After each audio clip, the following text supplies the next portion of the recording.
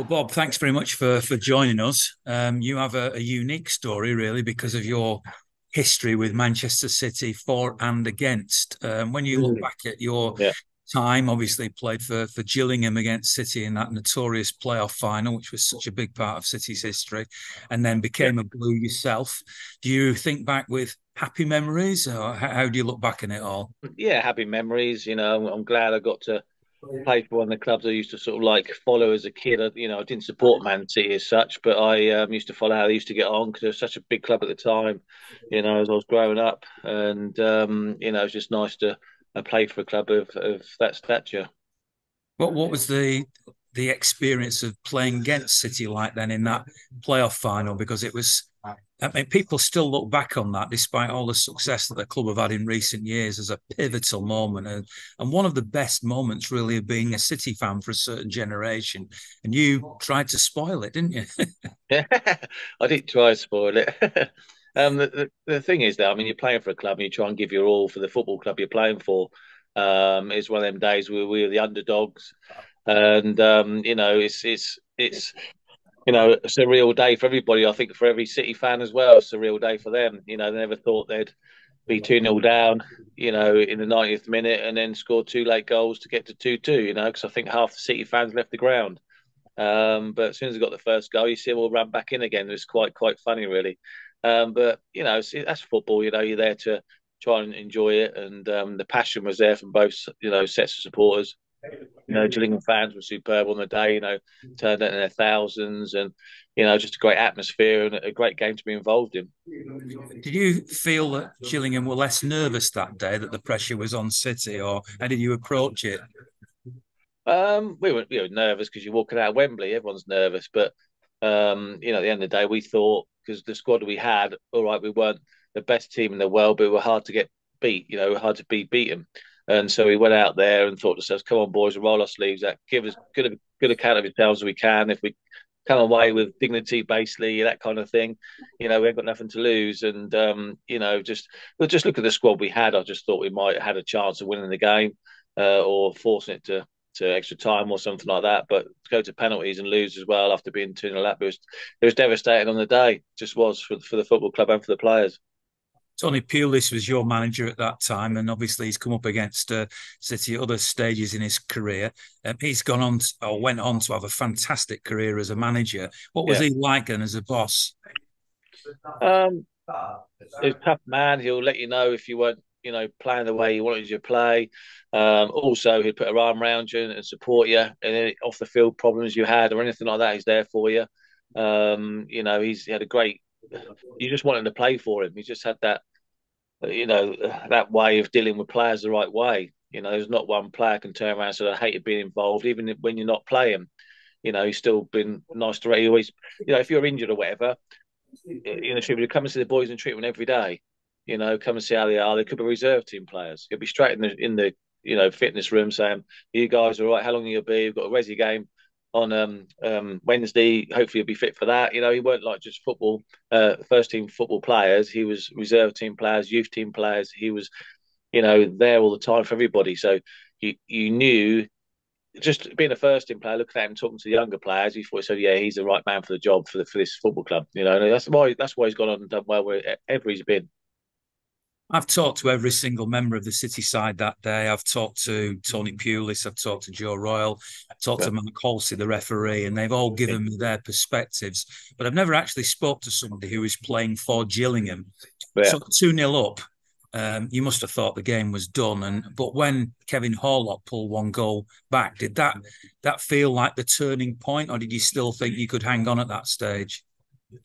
And there's sort of like two goals there that were like blocks and ricocheted to someone, and Kevin finished it, with an open goal basically, slotted the ball in, and then the one with Paul Dickoff as well got a deflection off Adrian Pennick and took it into the roof of the net past Vince Bartram. So when that happened, it was one of them days where you think it's not going to be our day now. You know, things happened to Man United the week before, didn't it? In the Champions League final or in the wherever it was then, the European Cup final, wherever it was called. They were 1-0 down with 3 or 4 minutes to go and scored two late goals. So the sun was shining on Manchester that week. And it's just we were glad to be there. We are glad to play there. We were very upset that obviously because we lost the game, devastated we lost the game, and we're a very subdued team. But at the end of the day, forget there how we got there and how we performed that season was incredible. And then the following season, obviously, I played to the October and signed for City, and the Gillingham went up in the end. It just shows what kind of squad they had. They could just push on and get promoted again. Some clubs finish in a relegation battle. I remember being at Brentford and losing at Crewe at Wembley 1-0 in the playoff final. And in the following season, we lost about 6 or 7 players to Gillingham, and ended up getting relegated that season. And it's just amazing and it just shows the players what were at Gillingham at the time were good players and wanted to win games of football. You obviously must have impressed City because, as you say, you ended up at Main Road. But yeah. How did that move come about, and what did it mean to you personally? I had quite a few clubs after me at the time, and I just remember someone saying to me, I can't remember, someone in the club said to me, we've had some interest from Man City. This is in the February. And I said, oh, right, okay, sort of thing. Didn't think nothing of it. I just kept playing football and all that. And there was speculation. There was other clubs after me and this kind of thing. I had Hearts in Scotland. I had Spurs that were interested as well at the time. I was just on a streak of enjoying my football. And when you're enjoying your football and playing for a manager that you respect and want to play for, that's the biggest thing ever as a player. And when I first went to Gillingham, I didn't do a pre-season at Brentford when I signed from Gillingham. I had a Achilles tendonitis, so I didn't train at all. And I just remember going. I remember signing for Gillingham and started training for 2 days. And ended up playing the first league game of the season. After 20 minutes, I was thrown up on the side of the pitch, and they were saying what a waste of money and all this kind of thing, but they didn't realise what had happened leading up to that. They just thought we signed, we done a pre-season, I done that kind of thing. Anyway, it took me 6 or 7 games to get going, and once I started scoring goals and get myself fit, I started scoring goals, and I finished with Player of the Year. So it's all about believing in yourself and also having the back. If you got supporters who turn around and if you're doing badly and support you, you feel good in yourself. But when you get supporters shouting abuse at you during the game, your confidence levels don't go anywhere, just stay as they are, and you just become a worse player than you are, and you should be. And it's one of them where you got to try and get around that.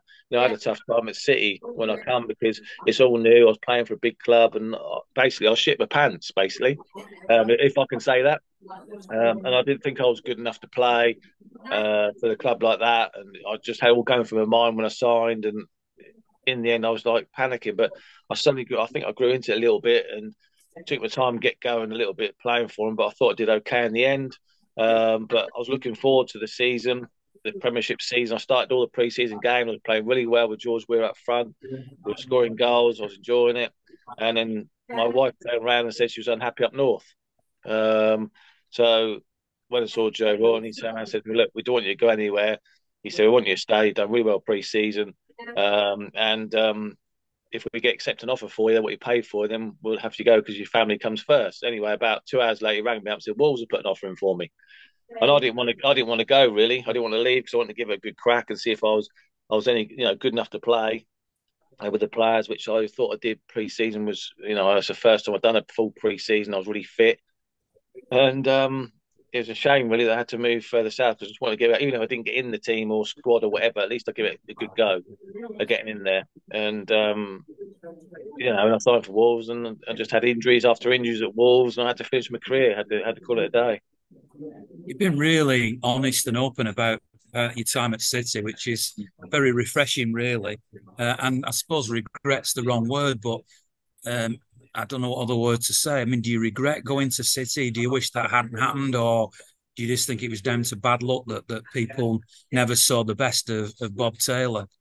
I don't regret going to City at all. It's one of the highlights of my career. I've played some good clubs, been around some good players, and met some.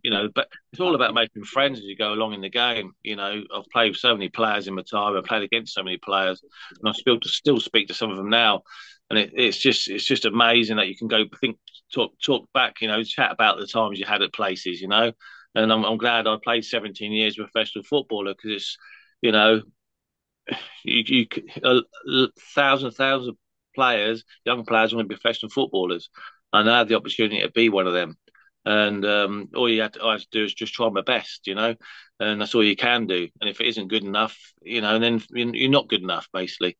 And you can only try your best. Sometimes you try too hard, when you should relax more and enjoy the game more. But when you're trying to impress a new manager, new supporters, new team players, you try too hard sometimes. But I really enjoyed it. You know, it was a good experience for me. I wish it had been longer and wish I could have showed more than what I could do. I think some games I showed glimpses of what I can do. But I just had just just little niggly injuries I had, which coming to the end of my career was just playing me all the time. I try to play through injuries some games, just so I can play and be involved. And every player wants to play every Saturday afternoon and every Tuesday night when there's games on midweek, and it's just you just wanted to play, and it doesn't matter if you've got a little niggly injury, you want to play anyway. So it's one of them where you could turn around and said, "No, I'm not ready," but you just want to play games. You played in one of the most significant games in City's history, albeit on the wrong side. Yeah, But you've also played for the club. So you are once a blue, always a blue. When you look yeah. at City now, the modern Manchester City, what do you think? I mean, obviously they're world dominating at the moment, aren't they? They are. It's amazing. I mean, going back to that Birmingham game, the Friday night game, the last home game of the season that night, and I've never been so scared in my life. I know I scored the goal that night, but I've never been so scared. But I think that's one of the better games I've played. I think I should get scared more often. But it's one of them where the pressure was on you to win the game of football. We had to win that night, and luckily enough, I stuck it through about three or four people's legs, I think, for it to go in the bottom corner. But I always taught put the ball back where it come from, so I did. You know, that's just a hell of a night for me. It's just so much relief for me that night. Just the boys, you know, performances at Blackburn as well. We went up, was amazing.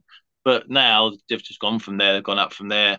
You know, they've progressed. You know, people turn around and said, "Oh, they've bought loads of players, bought this, that, and the other." But not you got. It doesn't matter what money you got. You could buy the best players in the world. If they're not a team, then you're not going to get anywhere. Not going to get anywhere. Look at Chelsea at the moment. You know, they've bought everything going. They've spent loads of money, and they're struggling. You know, and you've got to have someone who can work with these players and build a side with them players that they've got. What he's got in front of him. You know, you could have the best centre backs in the world. You could have best right backs, left backs, but they don't want to run around and tackle and get back in and work and do the ugly side of the game. Then you've got no chance, and that comes down to the manager working with them, making better players.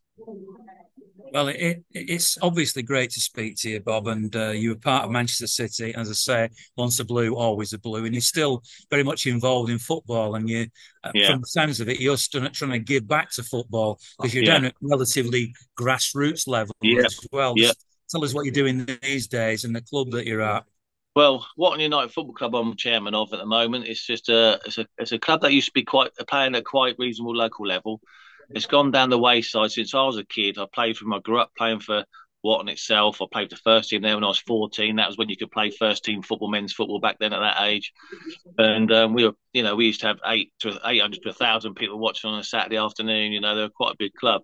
And now they've slipped about four divisions down. So they were going to fold it up 2 years ago. It's coming up to 2 years this September, end of this month. And I stepped in and we turned it around as a committee. There's 8 new members on the committee.